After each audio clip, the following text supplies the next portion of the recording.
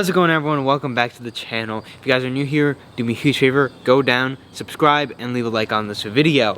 Today we're going to be talking about the Lexus IS250. It has officially been a year since I have owned this car. We're going to talk about the ownership experience, what I think about it, and all of that. So for those who are new here, this is my 2007 Lexus IS250. There's a red on tan. This is the upgraded car with the bigger screen on the inside. I think there's been about 10,000 miles put collectively through everyone who's been driving it for the whole summer. I think I bought it with 58 or 59,000. It's currently sitting at 69,000. This is a very low mileage IS250. Usually you see these cars in anywhere between 130 to 230,000 miles, but this one had under 70,000, which was one of the reasons I kind of said, you know, it's not half bad. But let's kind of talk about the ownership of the car. So I bought it last year. There's a couple things wrong with it. It needed an oil change according to the sticker pretty badly. I don't think it was as bad as the sticker made it seem. And the wheels were all curbed up. The original wheels are sitting on the side. These are aftermarket. The tires were still the original tires, so definitely needed wheels and tires. You might as well go aftermarket and make this car look a little good, so that's what I did. The headlights were coming in and out. You would turn the headlights on, they would stay on for like 5 minutes, and then they'd turn off. And you'd have to turn the headlights on and off again to make them come back on. Turns out that the bulbs kind of just were done, basically, so replaced those. Added some window tint to the car, not something that it needed, but just every car needs window tint. And a very big upgrade to the interior. Ended up swapping this infotainment screen here for an Apple CarPlay screen. If you haven't checked my video out on that, go check it out. So there was a couple things that were wrong with the car, and those things that we fixed. There are things, however, that never got fixed. This car is like a weird electrical mess. So the window switches stopped working after a while, the ones right here. Then they started working, and then I replaced the window switches, and then they stopped working. Sometimes it works, sometimes it doesn't work. The memory seats are on driver and passenger, but they don't work at all. Just like a couple of weird things. The child lock on the other side of the door is just completely jammed. I can't get the child lock without taking the whole door apart to turn off, so the inside door handle doesn't work on that side. Another thing with the Lexus IS250s is like the dash fade or whatever, so this is all faded and it's not cracking too bad, but it has some chips in it, like right here and right here, some wear and tear. The dash wasn't too bad before I took the screen out. It had some cracks running through it, but I ended up doing like this right here when I had to take the screen out to do the Apple CarPlay.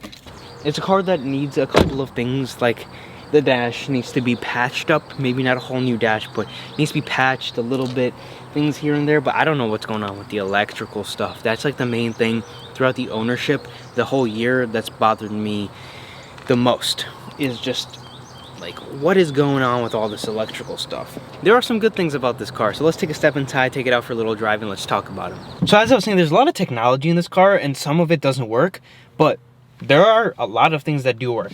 The steering wheel tilts up when the car is off, and when you turn it on, it tilts down for you, giving you that extra kind of leg room. It is a Lexus, but you kind of don't really expect these things from Toyota, or at least I didn't, and I was surprised by them. There's a rear shade on the car, which is cool. Not like the biggest deal, but it kind of adds a little bit of like a luxury feel. I'll show you that right now. You just press the button next to the steering column, and there's a shade that comes up and down.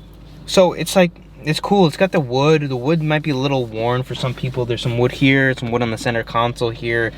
I'm not really too sure how people feel about it. Oh, I know people end up just wrapping over the wood for the people who kind of make these cars more sport oriented with their mods. It's a nice daily. There's not a lot of space in the back. We've talked about that before, but it does have a couple of seats in the back if you want to throw someone in there for a short trip, you know, 15-20 minutes, and you don't really want a two-door car. It's perfect for that. It's just a small little car that you can daily drive and have a lot of fun with, and I think it serves the purpose of kind of just having a car to drive. This is a nice, practical, comfortable car.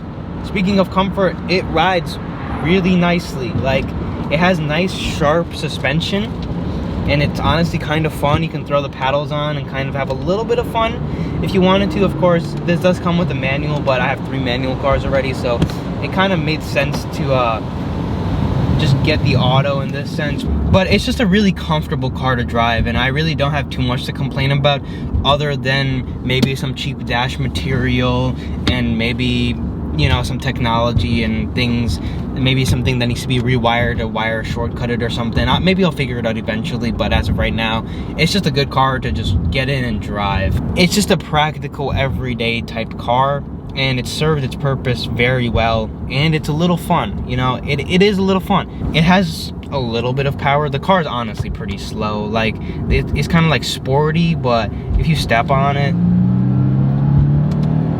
it gets moving, but it's not very fast. It's enough for someone who just began driving. It's more than enough for that, and it's more than enough for someone who's just looking for a nice, more fun, maybe a little bit more luxurious daily. Heated, cooled seats in this car. It's an 07. They're under, you know, $15,000. You know, a steering wheel that gets out of your way, a rear shade, you have a moonroof. What more could you honestly ask for? Like, it's fantastic. It does have the small things on the interior, but I'm gonna work on it. And if you do want to see me make this car better, subscribe. I did say that all the electrical stuff was actually the biggest complaint I have. There is one other complaint I have, and that is the atrocious fuel economy this car gets. I've never seen this car get better than 30 miles to the gallon. This is an all-wheel drive variant, which means that most likely I think the rear-wheel drive should get better gas mileage. I don't really know, but either way, I see people complaining about gas mileage all the time. In the winter, this car gets like 20 miles to the gallon. In the summer, this thing does like 24, 25. And for a car its size, it's, I guess, a little high strung, so it doesn't get very good fuel economy. I would expect the car like this to get like 30 miles to the gallon.